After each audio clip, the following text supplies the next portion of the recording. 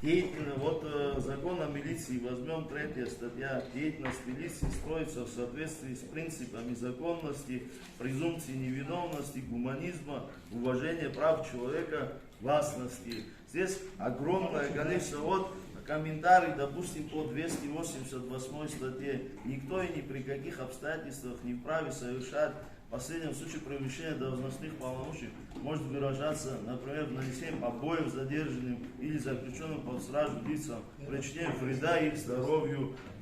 Здесь огромное количество, все расписано у нас в законодательстве и в уголовном, и в законе о милиции.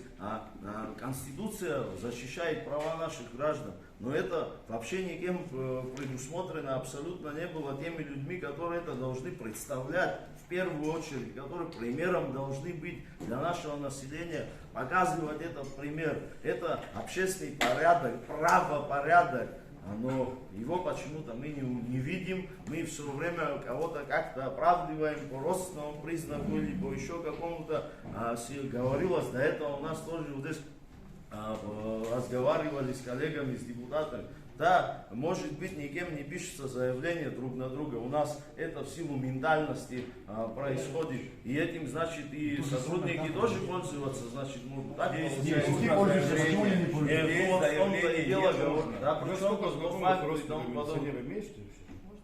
конечно, как не имею в виду.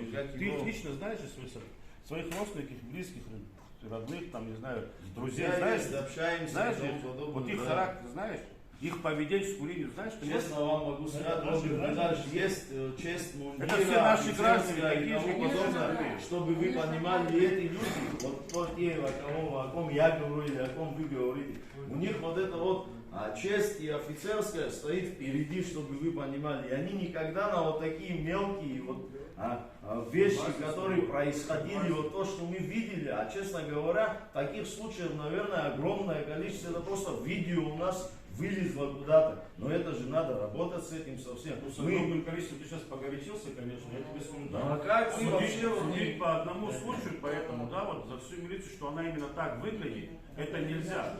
Нельзя. Вот это я еще раз говорю, получается. каждый из нас не поощряет. Мы осуждаем. И для того, как до вас это дошло, с нашей стороны, соответствующие меры уже были приняты. Чтобы вы понимали. Соответствующие меры. Я не стал дожидаться того, когда это все выйдет в общественность. И даже не думал о том, что это завтра где-то вылезет. Мне этого не нужно. Я увидел и отреагировал. И каждый из нас реагирует именно так. На многие случаи. У меня сегодня в течение, так скажем, месяца, отдельно четкого периода, очень многие сотрудники получают взыскание, многие увольняются по статьям, многим таким за нарушение вообще в целом, как говорится, своего морали, принципов офицерского состава и все остальное. Многие понижаются в должностях, разжалуются. Этот процесс он постоянно идет. На то и был создан, скажем так, подразделение ОСП было создано и работает очень хорошо. Вы, наверное, знаете, как постоянно 24 часа наши сотрудники бегают за преступника, а эти бегают за сотрудника, как за преступника. И это у нас постоянно происходит.